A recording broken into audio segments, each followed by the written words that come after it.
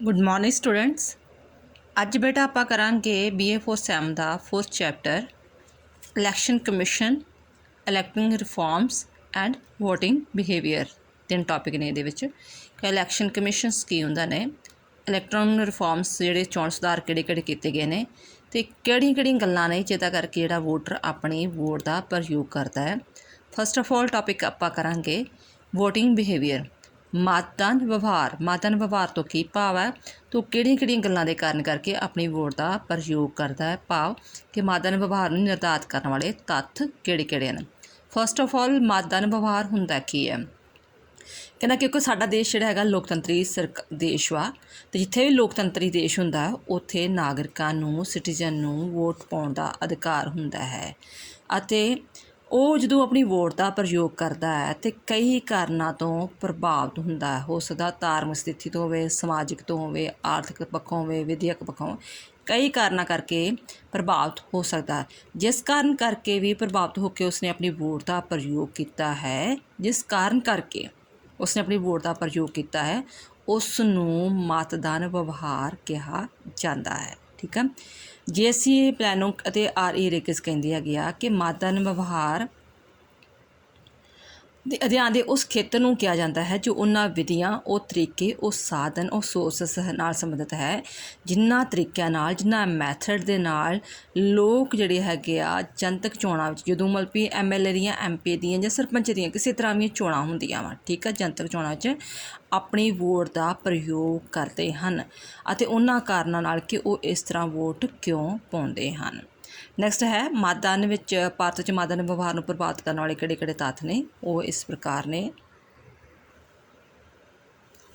First of all ਹੈ ਕਿ ਵਿਦਿਆ ਵੀ ਮਤਦਾਨ ਵਿਵਹਾਰ ਨੂੰ ਪ੍ਰਭਾਵਿਤ ਕਰਦਾ। ਤੁਸੀਂ ਆਮ ਤੌਰ 'ਤੇ ਵੇਖਿਆ ਜਿਹੜਾ ਪੜ੍ਹਿਆ ਲਿਖਿਆ ਵਿਅਕਤੀ ਆ ਉਹ ਸੂਝ-ਬੂਝ ਰੱਖਦਾ, ਉਹਨੂੰ ਪਤਾ ਹੁੰਦਾ ਹੈ ਕਿ ਲੋਕ ਸਭਾ ਦੀਆਂ, ਵਿਧਾਨ ਸਭਾ ਦੀ ਚੋਣਾਂ ਆ ਰਹੀਆਂ ਅਤੇ ਉਸ ਹਿਸਾਬ ਨਾਲ ਆਪਣੀ ਵੋਟ ਦਾ ਪ੍ਰਯੋਗ ਕਰਦਾ ਹੈ। ਠੀਕ ਹੈ। ਅਤੇ ਜਿਹੜਾ ਹੈਗਾ ਰਾਣੀ ਚੇਤਨ ਦਾ, ਜੇਕਰ ਮਤਲਬ ਕਿ ਭਾਵੇਂ ਉਹ ਅਨਪੜ੍ਹ ਵੀ ਹੋਵੇ, ਜੇਕਰ ਉਹ ਰਾਜਨੀਤੀ ਪੱਖੋਂ, ਪੋਲੀਟਿਕਸ ਪੱਖੋਂ ਅਵੇਅਰਨੈਸ ਰੱਖਦਾ ਹੈ ਕਿ ਹਾਂ ਪਿਛਲੀਆਂ ਪਾਰਟੀ ਨੇ ਕੀ ਕੀਤਾ ਸੀ, ਹੁਣ ਪਾਰਟੀ ਕੀ ਲਾਰਾ ਲਾ ਰਹੀ ਆ, ਅਤੇ ਰਾਣੀ ਚੇਤਨ ਦਾ ਰੱਖਦਾ ਹੈ ਕਿਹੜੇ ਮੁੱਦੇ ਲੈ ਕੇ ਆ ਰਹੀ ਆ, ਤਾਂ ਫਿਰ ਉਸ ਹਿਸਾਬ ਨਾਲ ਆਪਣੀ ਵੋਟ ਦਾ ਪ੍ਰਯੋਗ ਕਰਦਾ ਹੈ। ਨੈਕਸਟ ਹੈ ਜਾਤੀਵਾਦ ਵੀ ਵੋਟ ਨੂੰ ਪ੍ਰਭਾਵਿਤ ਕਰਦੀ ਹੈ। ਜੇਕਰ ਸਪੋਜ਼ ਕਰੋ ਕਿ ਉਸੇ ਜਾਤੀ ਦਾ ਰਿਲੇਟਡ ਜਿਹੜਾ ਕੋਈ MLA, MP ਜਾਂ ਸਰਪੰਚ ਖੜਾ ਹੈ, ਕੋਈ ਮੈਂਬਰ ਖੜਾ ਹੈ, ਅਤੇ ਆਮ ਤੌਰ 'ਤੇ ਜਿਹੜੇ ਹੈਗੇ ਆ ਉਸ ਜਾਤੀ ਦੇ ਲੋਕ ਉਸ ਨੂੰ ਵੋਟ ਪਾਉਂਦੇ ਆ ਕਿ ਉਹ ਸੋਚਦੇ ਨੇ ਕਿ ਫਿਊਚਰ ਵਿੱਚ ਉਹ ਸਾਡੀ ਜਾਤ ਨਾਲ ਰਿਲੇਟਡ ਜਿਹੜੀ ਹੈਗੀ ਕੁਝ ਸਹੂਲਤਾਂ ਲੈ ਕੇ ਆਵੇਗਾ। ਆਰਥਿਕ ਸਥਿਤੀ ਵੋਟ ਨੂੰ ਪ੍ਰਭਾਵਿਤ ਕਰਦੀ ਹੈ। ਜੇ ਤਾਂ ਆਰਥਿਕ ਸਥਿਤੀ ਮਜ਼ਬੂਤ ਹੈ ਤਾਂ ਉਹ ਆਪਣੀ ਵੋਟ ਦਾ ਸੁਤੰਤਰ ਹੋ ਕੇ ਪ੍ਰਯੋਗ ਕਰਦਾ ਹੈ, ਬਟ ਜੇਕਰ ਆਰਥਿਕ ਸਥਿਤੀ ਮਜ਼ਬੂਤ ਨਹੀਂ ਹੈ ਤਾਂ ਉਹ ਕਿਸੇ ਦੇ ਦਬਾਅ ਹੇਠਾਂ ਵੀ ਆਣ ਕੇ ਵੋਟ ਦਾ ਪ੍ਰਯੋਗ ਕਰ ਸਕਦਾ ਹੈ।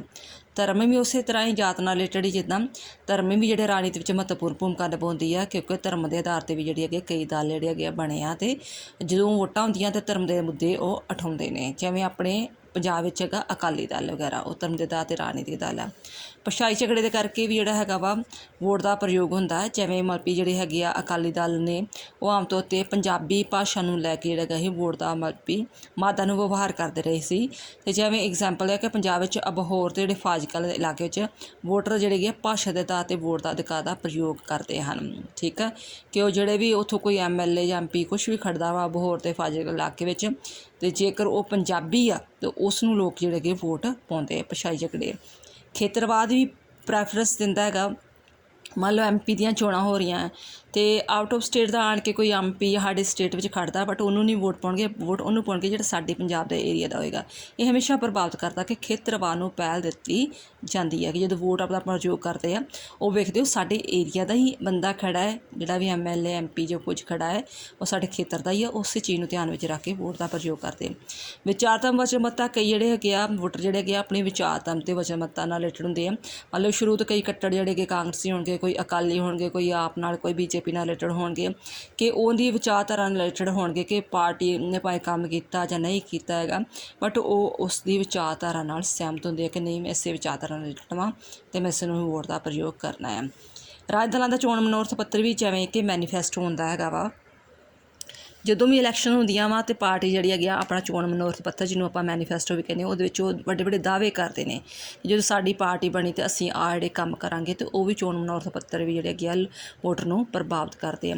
ਕ੍ਰਿਸ਼ਮਈ ਗੁਣ ਮਲਪੀ ਕਹਿੰਦਾ ਭਾਰਤ ਵਿੱਚ ਨੇਤਾ ਦੇ ਜਿਹੜਾ ਹੈਗਾ ਕ੍ਰਿਸ਼ਮਈ ਵਿਅਕਤੀਤਵ ਦਾ ਮਤਦਾਨ ਵਿਵਹਾਰ ਪ੍ਰਭਾਵਿਤ ਕਰਦਾ। ਜਿਵੇਂ ਜਦੋਂ BJP ਦੀਆਂ ਚੋਣਾਂ ਹੁੰਦੀਆਂ ਤੇ ਉਹ ਨਰਿੰਦਰ ਮੋਦੀ ਨੂੰ ਚਿਹਰੇ ਨੂੰ ਅੱਗੇ ਲੈ ਕੇ ਆਉਂਦੇ ਆ।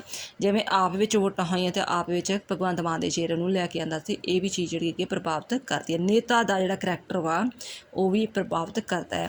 ਲੋਕਵਾਦੀ ਨਾਅਰੇ, ਕਈ ਵਾਰ ਜਿਹੜੇ ਲੋਕਵਾਦੀ ਨਾਅਰੇ ਵੀ ਲਾ ਕੇ ਵੋਟਾਂ ਦਾ ਪ੍ਰਯੋਗ ਕੀਤਾ ਜਾਂਦਾ ਹੈ। ਜਿਵੇਂ 16ਵੀਂ ਲੋਕ ਸਭਾ ਦੀ ਚੋਣ ਹੋਈ ਸੀ ਤੇ ਨਰਿੰਦਰ ਮੋਦੀ ਨੇ ਨਾਅਰਾ ਲਾਇਆ ਸੀ, ਅਬ ਕੀ ਬਾਰ ਮੋਦੀ ਕੀ ਸਰਕਾਰ, ਹਰ ਮੋਦੀ ਕਰ ਕਰ ਮੋਦੀ। ਇਸ ਤਰ੍ਹਾਂ ਜਦੋਂ ਵੀ ਕੋਈ ਇਲੈਕਸ਼ਨਸ ਹੁੰਦੀਆਂ ਤੇ ਪਾਰਟੀਆਂ ਲੋਕਵਾਦੀ ਜਿਹੜੇ ਕਿ ਲੋਕਾਂ ਦੇ ਦਿਲੋਂ ਦਿਮਾਗ ਵਿੱਚ ਘਰ ਕਰ ਜਾਣ, ਕਿ ਲੋਕਾਂ ਲੱਗੇ ਕਿ ਵਾਕਈ ਸਾਡੀ ਫੀਲਿੰਗਸ ਨਾਲ ਰਿਲੇਟਡ ਨੇ, ਉਹ ਨਾਅਰੇ ਲਾ ਕੇ ਵੋਟਾਂ ਦਾ ਨੂੰ ਪ੍ਰਭਾਵਿਤ ਕਰਨ ਦੀ ਕੋਸ਼ਿਸ਼ ਕਰਦੇ ਆ। ਵਰਗ ਸੁਚੇਤਤਾ, ਕਈ ਵਾਰ ਕੀ ਹੁੰਦਾ ਕਿ ਭਾਰਤ ਦਾ ਸਮਾਜ ਵੱਖ-ਵੱਖ ਵਰਗਾਂ 'ਚ ਵੰਡਿਆ ਹੋਇਆ ਵਾ ਅਤੇ ਵੱਖ-ਵੱਖ ਵਰਗਾਂ ਦੇ ਲੋਕ ਵੱਖ-ਵੱਖ ਵਰਗਾਂ ਦੇ ਲੋਕ ਵੱਖ-ਵੱਖ ਰਾਜਨੀਤਿਕ ਤਰ੍ਹਾਂ ਨਾਲ ਜੁੜੇ ਹੁੰਦੇ ਹਨ। ਜਿਵੇਂ ਆਮ ਮੰਨਿਆ ਜਾਂਦਾ ਪੰਜਾਬ ਵਿੱਚ ਜਿਹੜੇ ਕਿਸਾਨੀ ਵਰਗ ਉਹ ਅਕਾਲੀ ਦਲ ਨਾਲ ਜੁੜੇ ਆ, ਜਿਹੜੇ ਆ ਹੇਠਲੇ ਵਰਗ ਵਗੈਰਾ ਉਹ ਜਿਹੜੇ ਕਾਂਗਰਸ ਨਾਲ ਜੁੜੇ ਹੋਏ ਆ, ਜਿਹੜਾ ਪੜ੍ਹੇ ਲਿਖਿਆ ਵਰਗ ਆਪ ਨਾਲ ਜੁੜਿਆ ਹੋਇਆ, ਇਸ ਵਰਗ ਸੁਚੇਤਤਾ ਵੀ ਉਸ ਹਿਸਾਬ ਨਾਲ ਪਾਈ ਜਾਂਦੀ ਹੈਗੀ ਆ। ਨੈਕਸਟ ਹੈ ਕਿ ਲਿੰਗ ਅਨੁਪਾਤ, ਕਈ ਵਾਰ ਹੁੰਦਾ ਕਿ ਜੇਕਰ ਤੁਹਾਡੇ ਏਰੀਆ ਵਿੱਚ ਇਸਤਰੀ ਖੜੀ ਹੋਈ ਆ ਵੋਟ ਪਾਉਣ ਲਈ MLA ਜਾਂ MP ਦੀ ਚੋਣ ਵਿੱਚ, ਅਤੇ ਜਿਹੜੀਆਂ ਇਸਤਰੀਆਂ ਵਾ ਵੱਧ ਤੋਂ ਵੱਧ ਕੋਸ਼ਿਸ਼ ਕਰ ਰਹੀਆਂ ਕਿ ਇਸਤਰੀ ਨੂੰ ਹੀ MLA ਜਾਂ MP ਬਣਾਇਆ ਜਾਵੇ, ਉਹਨੂੰ ਵੋਟ ਪਾਉਣਗੇ, ਸੋਚਦੀਆਂ ਨੇ ਕਿ ਜਦੋਂ ਇਹ ਬਣੇਗੀ ਤਾਂ ਸਾਡੇ ਜਿਹੜੇ ਮਸਲੇ ਜ਼ਿਆਦਾ ਉਹ ਹੱਲ ਕਰੇਗੀ, ਸਾਡੀ ਸਮੱਸਿਆ ਨੂੰ ਪ੍ਰੋਬਲਮ ਨੂੰ ਹੱਲ ਕਰੇਗੀ। ਇਹ ਵੀ ਪ੍ਰਭਾਵਿਤ ਕਰਦਾ ਹੈ। ਅਤੇ ਐਗਜ਼ਾਮਪਲ ਦਿੱਤੀ ਜਦੋਂ ਇੰਦਰਾ ਗਾਂਧੀ ਜਦੋਂ ਸੈਂਟਰ ਵਿੱਚ ਚੋਣਾਂ ਲੜਦੀ ਨਹੀਂ ਸੀ ਅਤੇ ਇੰਡੀਆ ਦੀਆਂ ਮੈਕਸੀਮਮ 70-80% ਜਿਹੜੀਆਂ ਵੋਟਾਂ ਇੰਦਰਾ ਗਾਂਧੀ ਨੂੰ ਜਾਂਦੀਆਂ ਸੀ। ਧਨ ਦਾ ਪ੍ਰਭਾਵ, ਭਾਰਤ ਵਿੱਚ ਦੋਵਾਂ ਚੋਣਾਂ ਦੌਰਾਨ ਕਈ ਵਾਰ ਵਿਸ਼ਾਲ ਪੱਧਰ 'ਤੇ ਧਨ ਦਾ ਪ੍ਰਯੋਗ ਕੀਤਾ ਜਾਂਦਾ ਹੈ, ਭਾਵੇਂ ਕਿ ਚੋਣ ਆਯੋਗ ਦੁਆਰਾ ਮਤਲਬ ਇਹ ਕੀਤਾ ਗਿਆ ਕਿ ਤੁਸੀਂ ਇੰਨੀ ਲਿਮਟ ਤੋਂ ਵੱਧ ਜਿਹੜਾ ਧਨ ਦਾ ਪ੍ਰਯੋਗ ਨਹੀਂ ਕਰਨਾ, ਪਰ ਇਹ ਵੀ ਸੱਚਾਈ ਵੇਖੀ ਜਾਂਦੀ ਹੈ ਕਿ ਅਮੀਰ ਵਿਅਕਤੀ ਵੱਧ ਤੋਂ ਵੱਧ ਧਨ ਦਾ ਪ੍ਰਯੋਗ ਕਰਕੇ ਗਰੀਬਾਂ ਦੀ ਵੋਟਾਂ ਜਿਹੜੀਆਂ ਕਿ ਖਰੀਦ ਲੈਂਦੇ ਆ। ਨਿੱਜੀ ਸੰਪਰਕ, ਜੇਕਰ ਮੰਨ ਲਓ ਕੋਈ ਉਮੀਦਵਾਰ ਜਿਹੜਾ ਹੈਗਾ MLA ਖੜਾ ਜਾਂ MP ਖੜਾ ਵਾ, ਉਹ ਮਤਲਬ ਵੀ ਤੁਹਾਡੇ ਏਰੀਆ 'ਚ ਬਾਰ-ਬਾਰ ਆ ਰਿਹਾ, ਤੁਹਾਡੀਆਂ ਸਮੱਸਿਆਵਾਂ ਸੁਣ ਰਿਹਾ, ਤੁਹਾਡੇ ਨਾਲ ਨਿੱਜੀ ਸੰਪਰਕ ਆ ਜਾਂ ਕੋਈ ਰਿਸ਼ਤੇਦਾਰ ਆ ਜਾਂ ਭਾਈਚਾਰੇ 'ਚੋਂ ਤੁਹਾਡੇ ਪਿੰਡ ਵਿੱਚੋਂ, ਤਾਂ ਵੀ ਜਿਹੜੀ ਹੈਗੀ ਆ ਵੋਟ ਦਾ ਪ੍ਰਯੋਗ ਉਸ ਜਿਹੜਾ ਹੈਗਾ ਜਿਹੜੇ ਉਮੀਦਵਾਰ ਨੂੰ ਪੈ ਜਾਂਦਾ ਹੈ। ਤਤਕਾਲੀ ਮਸਲੇ ਵੀ ਕਈ ਵਾਰ ਜਿਹੜੀ ਹੈਗੀ ਆ ਵੋਟ ਨੂੰ ਪ੍ਰਭਾਵਿਤ ਕਰਦੇ ਆ। ਜਿਵੇਂ ਕਿਸਾਨੀ ਅੰਦੋਲਨ ਨੇ ਪ੍ਰਭਾਵਿਤ ਕੀਤਾ ਪੰਜਾਬ ਵਿੱਚ, ਜਿਵੇਂ ਜਿਹੜੇ ਹੈਗੇ ਆ ਕੋਈ ਵੀ ਜਿੱਦਾਂ ਇੰਸੀਡੈਂਟ ਹੁੰਦਾ ਵਾ ਉਸ ਕਰੰਟ ਅਫੇਅਰ, ਉਹ ਵੀ ਵੋਟ ਨੂੰ ਪ੍ਰਯੋਗ ਨੂੰ ਪ੍ਰਭਾਵਿਤ ਕਰਦੇ ਹਨ। ਇਸ ਤੋਂ ਇਲਾਵਾ ਛਾਪਾਖਾਨਾ, ਰੇਡੀਓ, ਟੈਲੀਵਿਜ਼ਨ ਵੀ ਵੋਟਾਂ ਨੂੰ ਪ੍ਰਭਾਵਿਤ ਕਰਦਾ ਹੈ। ਕਈ ਲੋਕ ਜਿਹੜੇ ਹੈਗੇ ਆਪਣੇ ਦਲਾਂ ਪੱਖੋਂ, ਪਾਰਟੀ ਪੱਖੋਂ ਵਫਾਦਾਰ ਹੁੰਦੇ ਹਨ ਕਿ ਜੋ ਮਰਜ਼ੀ ਹੋ ਜੇ, ਮੈਂ ਆਪਣੀ ਪਾਰਟੀ ਨੂੰ ਛੱਡਾਂਗਾ ਨਹੀਂ, ਉਹਦਾ ਬਾਈਕਾਟ ਨਹੀਂ ਕਰਾਂਗਾ, ਉਸੇ ਨੂੰ ਵੋਟ ਭਾਵੇਂ ਜਿੱਤੇ ਜਾਂ ਹਾਰੇ ਮੈਂ ਉਸ ਨੂੰ ਵੋਟ ਪਾਉਣੀ ਹੈ। ਇਸ ਕਰਕੇ ਵੀ ਜਿਹੜੀ ਕਿ ਵੋਟ ਨੂੰ ਪ੍ਰਭਾਵਿਤ ਹੁੰਦੀ ਆ। ਕਨਕਲੂਜ਼ਨ, ਜੋ ਵੀ ਤੁਸੀਂ ਉੱਪਰ ਸਾਰੇ ਪੁਆਇੰਟਸ ਪੜ੍ਹੇ ਆ ਉਹਨਾਂ ਸਾਰਿਆਂ ਨੂੰ ਤੁਸੀਂ ਇਨਕਲੂਡ ਕਰਕੇ ਲਿਖ ਦੇਣਾ। ਇਹ ਇਸ ਚੈਪਟਰ ਦਾ ਹੋ ਗਿਆ ਫਸਟ ਕੁਐਸਚਨ ਕਿ ਮਤਦਾਨ ਵਿਵਹਾਰ ਤੋਂ ਕੀ ਭਾਵ ਆ, ਉਹਦੀ ਡੈਫੀਨੇਸ਼ਨ ਦੱਸਣੀ ਹੈ ਅਤੇ ਪ੍ਰਭਾਵਿਤ ਕਰਨ ਵਾਲੇ ਤੱਤ। ਆਈ ਹੋਪ ਇਸ ਚੀਜ਼ ਦੀ ਅੰਡਰਸਟੈਂਡਿੰਗ ਹੋ ਗਈ ਹੋਵੇ। ਅਤੇ ਬੇਟਾ ਬਾਰ-ਬਾਰ ਮੈਂ ਇਹੋ ਚੀਜ਼ ਕਹਿ ਰਹੀ ਹਾਂ, ਜੇਕਰ ਤੁਹਾਨੂੰ ਵੀਡੀਓ ਪਸੰਦ ਆ ਰਹੀਆਂ ਨੇ ਪਲੀਜ਼ ਮੇਰੀ ਵੀਡੀਓ ਨੂੰ ਲਾਈਕ, ਸ਼ੇਅਰ ਅਤੇ ਸਬਸਕ੍ਰਾਈਬ ਜ਼ਰੂਰ ਕਰਿਓ। ਥੈਂਕਸ ਬੇਟਾ।